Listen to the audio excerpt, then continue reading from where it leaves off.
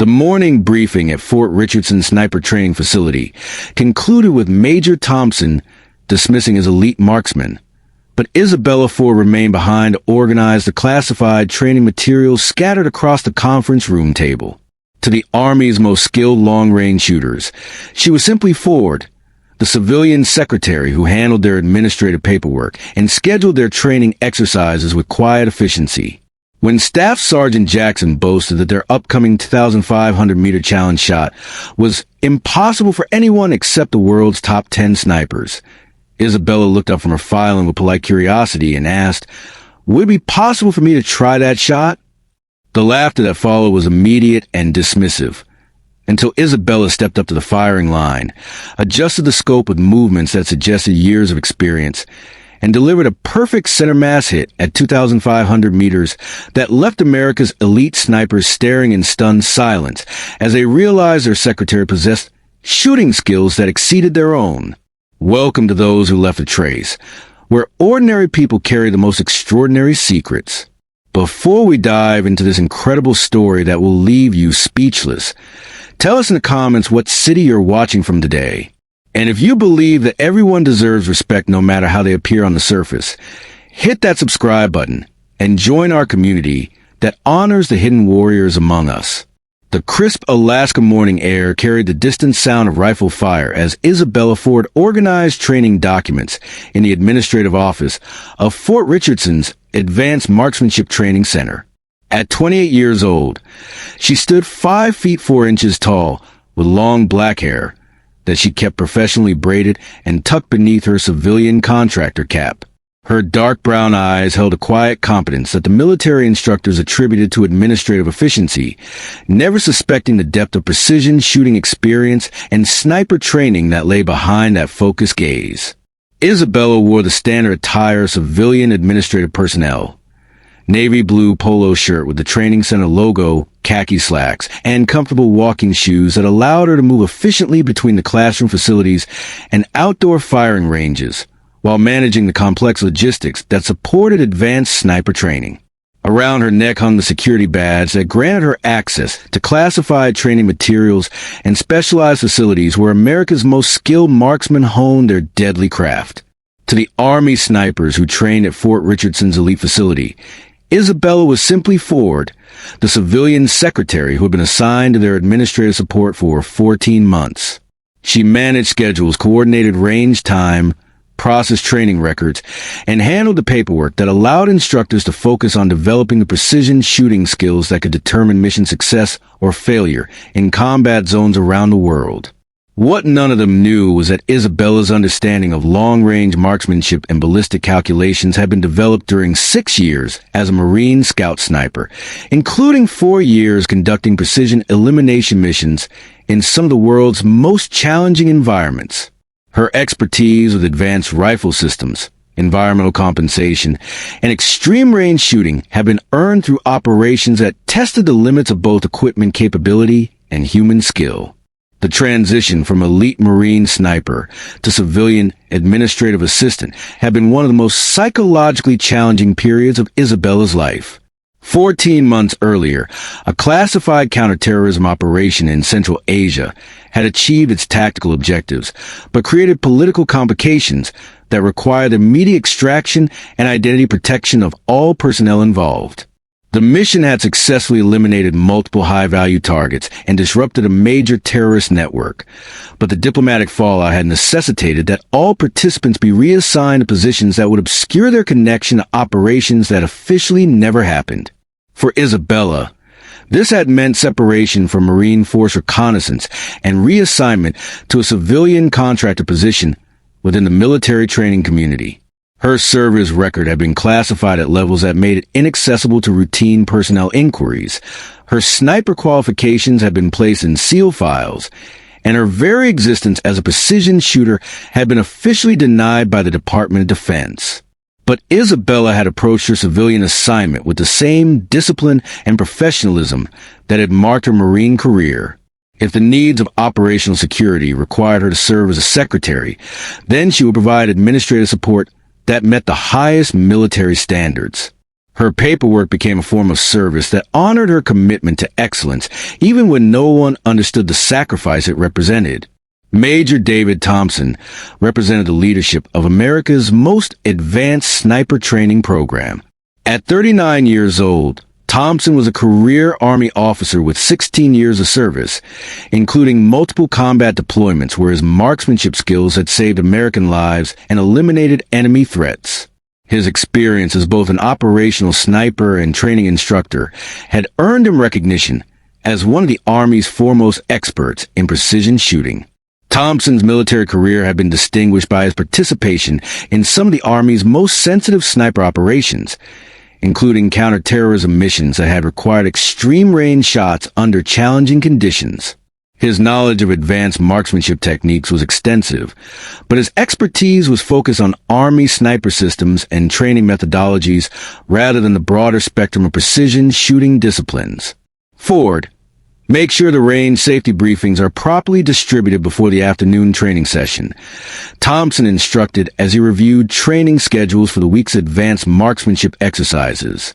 His tone was professional, but carried the assumption that civilian administrative personnel required specific instruction to handle military training materials appropriately.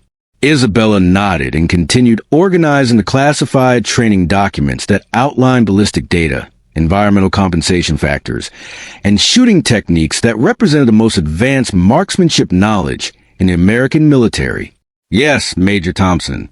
All safety materials have been prepared and will be distributed according to the training schedule. Thompson appreciated Isabella's administrative competence and attention to detail, but he attributed her efficiency to civilian contractor training rather than any military background. Her paperwork was flawless, her scheduling was precise, and her handling of classified materials demonstrated the security awareness expected from cleared support personnel. What Thompson didn't realize was that Isabella's administrative efficiency incorporated precision and attention to detail that she had learned during Marine sniper training. Her understanding of ballistic calculations, environmental factors, and equipment specifications was based on years of depending on this information for mission success and target elimination in hostile environments. The morning progressed with routine administrative support as Isabella managed the complex logistics required for advanced sniper training exercises. Her work brought her into contact with classified training materials, specialized equipment discussions, and technical conversations about marksmanship techniques that provided her with insight into current Army sniper capabilities and training methodologies. Staff Sergeant Michael Jackson entered the administrative office around 1,000 hours, returning from preliminary assessment of the outdoor ranges where his advanced students will be conducting extreme-range shooting exercises later that week. Jackson was 32 years old, a veteran sniper instructor with 12 years of Army service and an exceptional record of developing precision shooters for combat operations. Jackson's sniper career had included multiple combat deployments where his long-range shooting skills had provided overwatch protection for infantry units and eliminated high-value enemy targets. His transition to instructor duties had allowed him to share his expertise with the next generation of Army snipers, but his teaching experience was limited to military personnel with existing marksmanship foundations. Major Thompson, the 2,500-meter range is ready for this week's extreme range challenge, Jackson reported as he settled into the office area where Isabella was processing training records. The target systems are calibrated and weather monitoring equipment is operational. Thompson looked up from his lesson planning with evident satisfaction about the upcoming training exercise. Outstanding, Jackson. The Extreme Range Challenge will test our students' ability to engage targets at distances that exceed most combat requirements.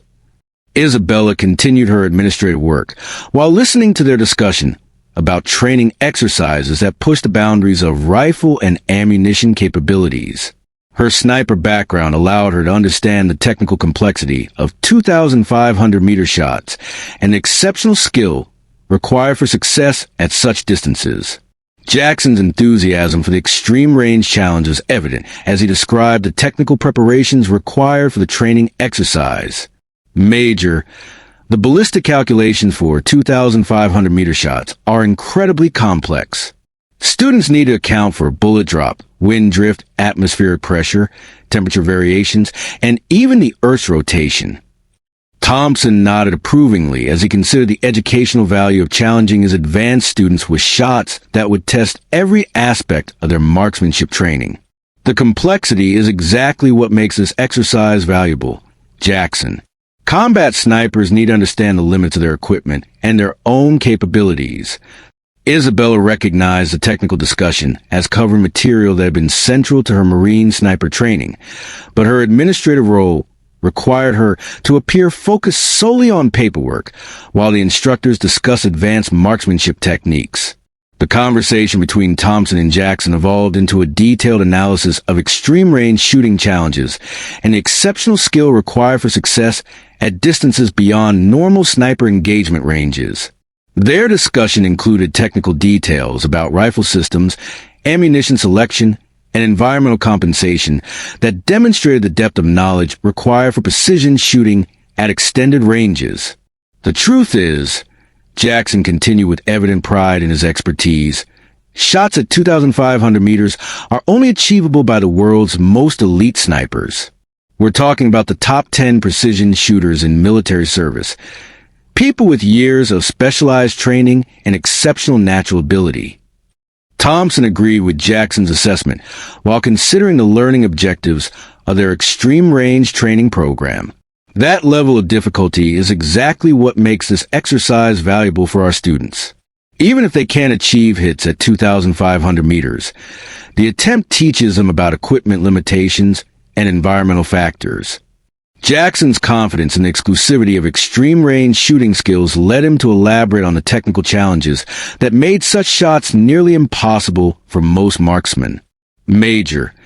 The precision required for 2,500-meter shots exceeds what most people can achieve even with perfect equipment and ideal conditions. It requires not just technical knowledge, but also instinctive understanding of ballistics and environmental factors. Isabella had been listening to their technical discussion while processing training records, but Jackson's emphasis on the impossibility of extreme-range shooting triggered professional interest in the upcoming training exercise. Her Marine sniper experience had included shots at similar ranges, and she understood both the technical complexity and the practical techniques required for success. Without fully considering the implications for her carefully maintained cover identity, Isabella looked up from her administrative work and addressed the two instructors with polite curiosity. Major Thompson, Staff Sergeant Jackson, she said respectfully, would it be possible for me to observe the extreme-range shooting exercise? I'd be interested in seeing how the training is conducted. Thompson was surprised by Isabella's request to observe advanced sniper training, but her administrative role and security clearance made attendance at training exercises technically permissible. Ford, you're welcome to observe the training exercise, but you'll need to maintain appropriate distance from the firing line and follow all safety protocols. Jackson nodded agreement with Thompson's authorization, while noting Isabella's apparent interest in marksmanship training. Ford, extreme-range shooting is fascinating to watch, even though the technical complexity makes success extremely rare. Isabella acknowledged their permission while continuing her administrative duties. But her professional curiosity about the upcoming training exercise had been sparked by their technical discussion and her own experience with similar challenges during her Marine career. The conversation continued with Jackson providing increasingly detailed descriptions of the equipment calculations and techniques required for extreme-range precision shooting. His explanations were intended to educate Thompson about training methodologies, but they also revealed the technical limitations of his understanding compared to Isabella's operational experience. The students will be using our most advanced rifle systems with match-grade ammunition, Jackson explained. Even with perfect equipment, the shot requires compensation for factors that most marksmen never encounter in normal training. Thompson listened with professional interest while considering how the extreme range challenge would enhance his students' understanding of precision shooting principles. Jackson, what's your assessment of our students' likelihood of achieving hits at 2,500 meters? Jackson's response reflected both realistic expectations and confidence in his training program. Major, I expect most students will come close to the target, but actual hits at that range require skill levels that only a handful of snipers worldwide possess. It was Jackson's repeated emphasis on the impossibility of extreme-range shots for anyone except the world's top 10 snipers that prompted Isabella's next question, which would change everything about how the Fort Richardson training facility understood her identity and capabilities. Staff Sergeant Jackson, Isabella asked politely, still focused on her paperwork, would it be possible for me to try that shot? The silence that followed was immediate and profound. Both Thompson and Jackson stared at Isabella with expressions ranging from surprise to barely contained amusement. The idea that a civilian secretary would request to attempt one of the most challenging shots in precision marksmanship seemed so absurd that neither instructor initially knew how to respond. Jackson was the first to break the silence, his voice carrying polite but obvious skepticism. Ford, extreme-range shooting requires years of specialized training and exceptional natural ability. It's not something that civilian personnel can attempt without extensive preparation. Thompson nodded agreement with Jackson's assessment while trying to address Isabella's request diplomatically. Ford, we appreciate your interest in observing the training, but participating in extreme-range shooting exercises requires qualifications that administrative personnel don't typically possess. Isabella understood their skepticism, while recognizing that her request had created an awkward situation that could compromise her cover assignment. I understand the technical challenges, Major Thompson. I was just curious about the practical aspects of extreme-range shooting.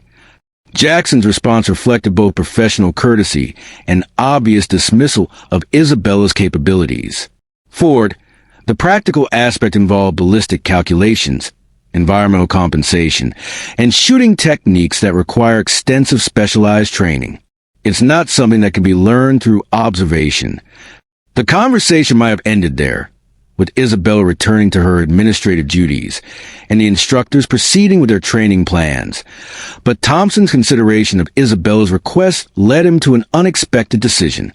Ford, Thompson said thoughtfully, if you're genuinely interested in understanding extreme-range shooting, you're welcome to make an attempt after our students complete their training. It might provide you with better appreciation for the complexity involved. Jackson looked at Thompson with surprise at his decision to allow Isabella to attempt the extreme-range shot.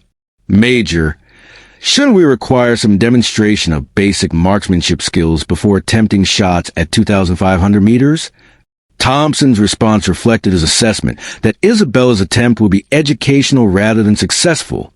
Jackson, Ford has security clearance to observe our training, and her attempt will demonstrate the difficulty level that our students are facing. It's a harmless way to satisfy her curiosity. Isabella acknowledged Thompson's authorization while maintaining her administrative focus, but internally she was processing the opportunity to demonstrate capabilities that she had kept hidden for 14 months. Thank you, Major Thompson. I appreciate the opportunity to better understand the training you're providing. 2 days later, Isabella stood at the edge of the 2,500-meter range, watching as Thompson's advanced sniper students attempted the extreme-range challenge that would test the limits of their training and equipment. The students were America's most promising precision shooters, soldiers who had demonstrated exceptional marksmanship skills, and were being prepared for the most demanding sniper missions. The range conditions were nearly perfect, with minimal wind and excellent visibility that provided optimal circumstances for extreme-range shooting. The target was a standard military silhouette positioned at precisely 2,500 meters, measured using laser range-finding equipment and verified through multiple calculation methods. Student after student attempted the challenging shot, with results that confirmed Jackson's predictions about the difficulty level. Several shots came close to the target, demonstrating excellent marksmanship skills and sound technical understanding, but none achieved the center mass hits that would indicate true mastery of extreme-range shooting. Ford, are you still interested in attempting the shot? Thompson asked as the last student completed his attempt. His tone was encouraging but carried obvious expectations that Isabella's attempt would be unsuccessful. Isabella nodded and approached the firing line, where the Army's most advanced sniper rifle system awaited her attempt. The weapon was an M2010 enhanced sniper rifle, chambered in .300 Winchester Magnum, and equipped with advanced optics designed specifically for extreme-range precision shooting. Jackson observed Isabella's approach to the rifle with professional curiosity about how a civilian secretary would handle military sniper equipment. Ford, the rifle is already zeroed for this range, but you'll need to make adjustments for wind and atmospheric conditions. Isabella examined the rifle system with movements that immediately caught the attention of both instructors. Her handling of the weapon was confident and knowledgeable, demonstrating familiarity with precision rifle systems that exceeded what civilian personnel should possess.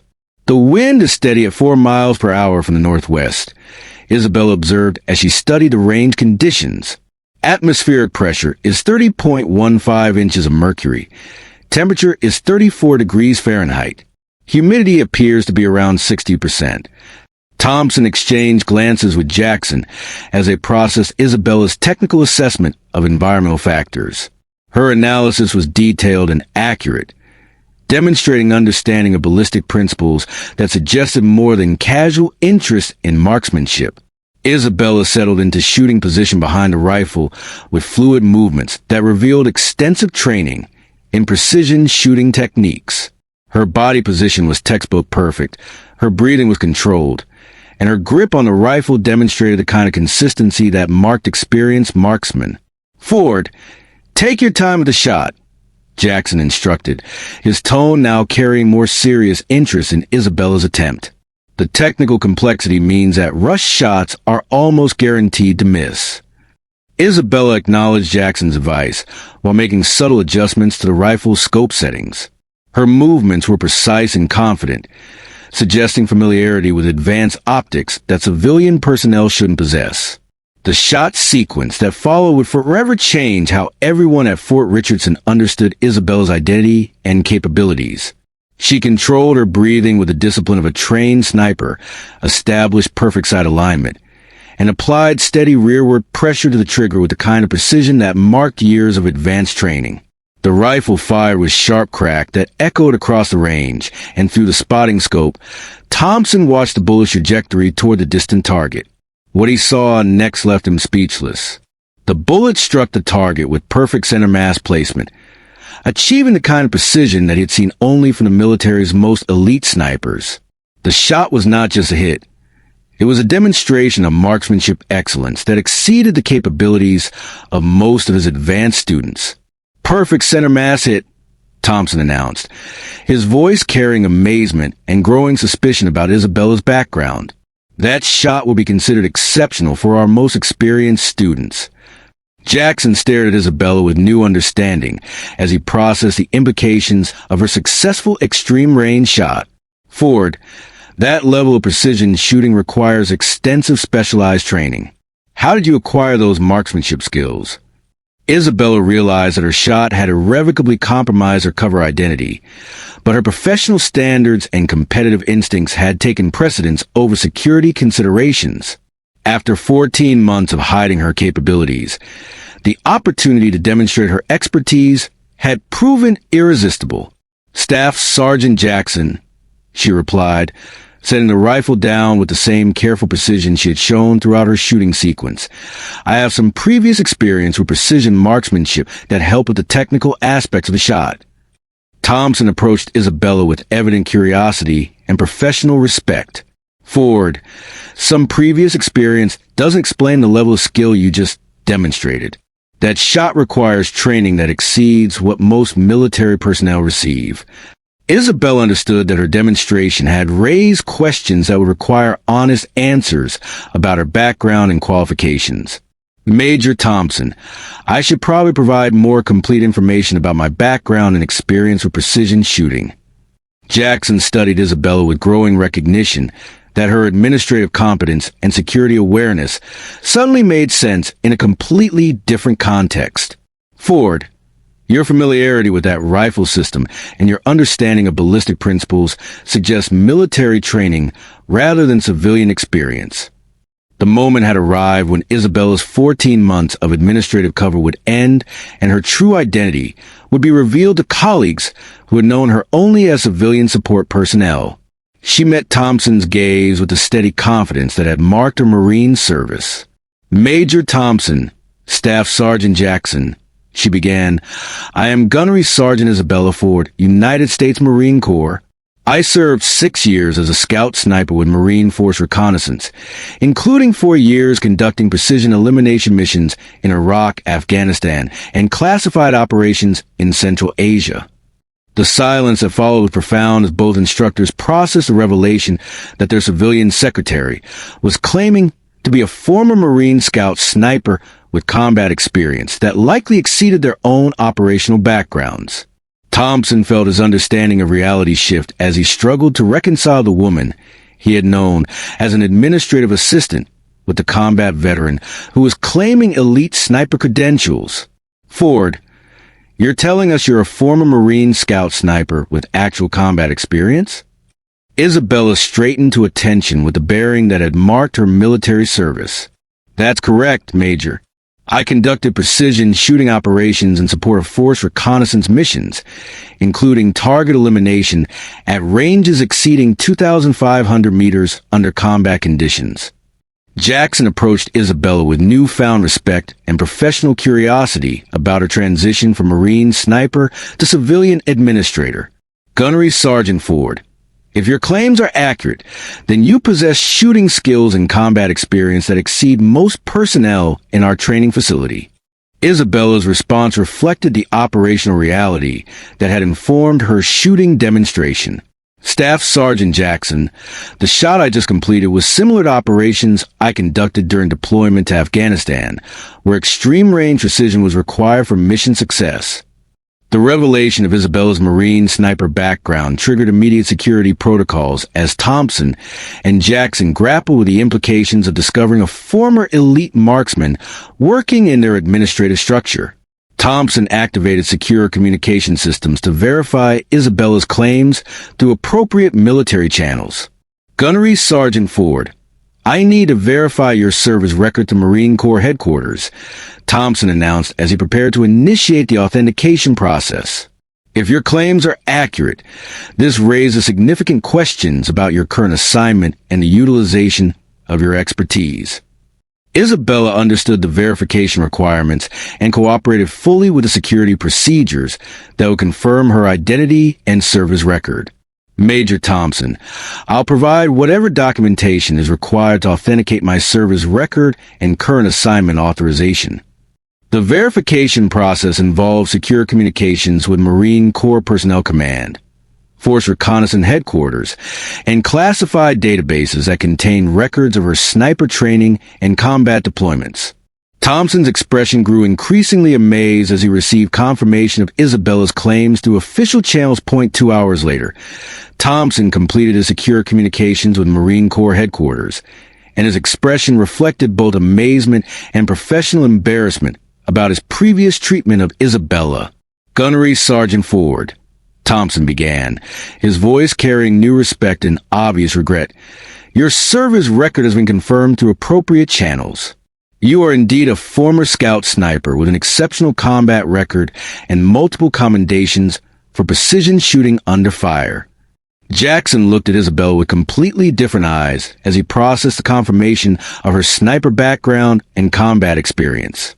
Her administrative competence, security awareness, and obvious familiarity with advanced rifle systems suddenly made perfect sense in the context of Marine Force Reconnaissance training. "Additionally," Thompson continued, "I've been informed that your assignment to administrative duties was arranged through classified channels to maintain operational security following your separation from active sniper duties." Other training facility personnel began gathering as word spread about Isabella's demonstrated shooting skills and revealed military background. Their expressions reflected amazement that their civilian secretary possessed marksmanship capabilities that exceeded their own advanced students. Captain Sarah Wilson, the facility's deputy commander, approached Isabella with evident respect and professional interest. "Gunnery Sergeant Ford, your shooting demonstration today has been extraordinary, but more importantly, your expertise could significantly enhance our training programs." Master Sergeant Robert Chun, a veteran sniper instructor, nodded in agreement. "Ford, Your combat experience with extreme range shooting provides perspective that can improve how we prepare students for operational deployments. Isabella acknowledged their recognition while maintaining professional humility that had marked her transition to civilian employment. Captain Wilson, Master Sergeant Chin, I've been honored to support your training mission in an administrative capacity. Over the following days, Isabella's role at Fort Richardson evolved from administrative support to technical consultant as the training facility began utilizing her sniper expertise for curriculum development, student mentoring, and equipment evaluation. Her unique combination of combat experience and administrative knowledge provided valuable insights into training effectiveness and operational requirements. The transformation was both professionally gratifying and personally challenging for Isabella. After 14 months of hiding her true capabilities behind administrative duties, she was finally able to contribute her specialized knowledge to training that could save soldiers' lives in combat zones around the world. Colonel Patricia Davis, commanding officer of the Army Sniper School, personally flew to Fort Richardson to meet with Isabella and discuss her future assignment options. Davis was 46 years old, a career officer who understood the value of experienced snipers in both combat and training roles. Gunnery Sergeant Ford. Colonel Davis began as they met in a secure conference facility.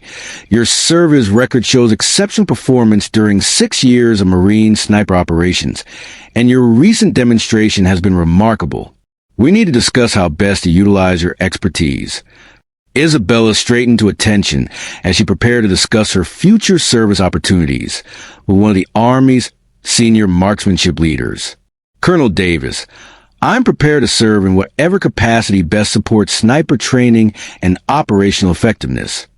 Davis consulted Isabella's personnel file with evident admiration for her combat record and demonstrated capabilities. Ford, your shooting skills, operational experience, and understanding of extreme-range marksmanship are exactly what we need for advancing our training programs. The conversation revealed possibilities that Isabella hadn't considered during her 14 months of civilian administrative work.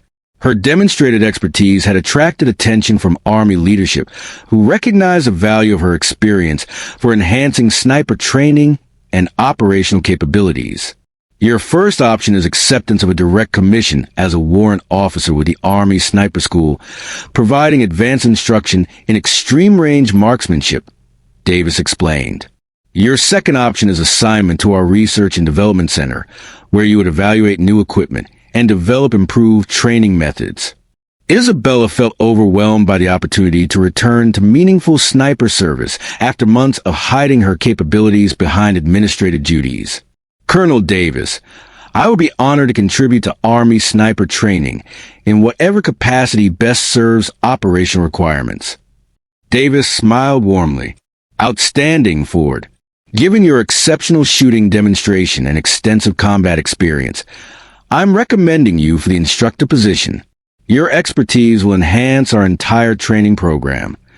The warrant officer appointment represented not just a return to sniper operations, but recognition of Isabella's expertise and potential for leadership within the precision shooting community. Her administrative experience had provided her with additional understanding of training logistics and the importance of every aspect of military education. 8 weeks later, Chief Warrant Officer Isabella Ford stood on the firing line at Fort Richardson, preparing to deliver advanced instruction in extreme-range marksmanship to the Army's next generation of elite snipers. The same 2,500-meter shot that had revealed her identity was now part of improved training curriculum that incorporated her combat experience and technical expertise. Her civilian administrative career was over, but her return to sniper training represented not just personal vindication, but also recognition that expertise must be utilized where it can make the greatest difference for operational effectiveness and soldier survival. The students she now trained included some of the same personnel who had initially known her only as administrative support. Their interactions reflected newfound respect for her shooting skills, combat experience, and professional competence she had demonstrated regardless of her assigned role. Major Thompson, who had authorized her original shot attempt, approached Isabella with evident gratitude and obvious embarrassment about his initial underestimation of her capabilities.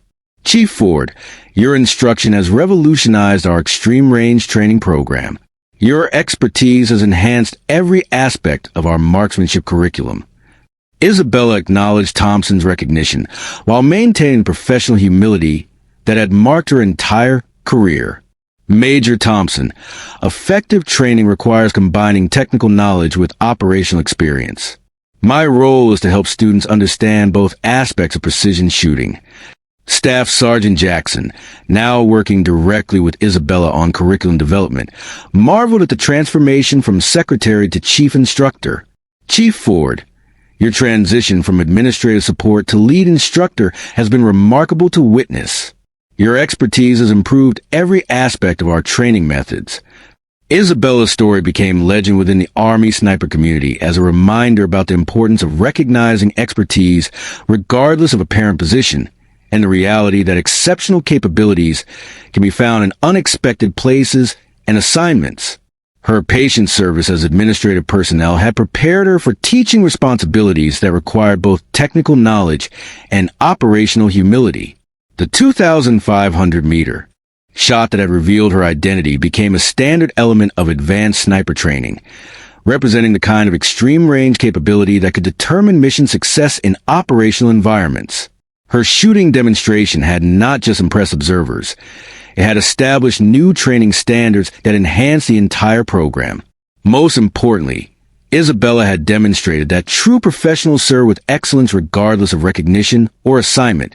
That expertise reveals itself when circumstances provide opportunities for demonstration, and that the most valuable military personnel are often those who perform their duties with quiet competence, while carrying capabilities that can enhance training and save lives in combat situations. Her administrative supplies, which had once defined her daily routine, now resided in her office as a reminder of service that had taught her patience and the importance of every person's contribution to military effectiveness, regardless of their apparent role, official recognition, or public acknowledgement of their critical skills and experience.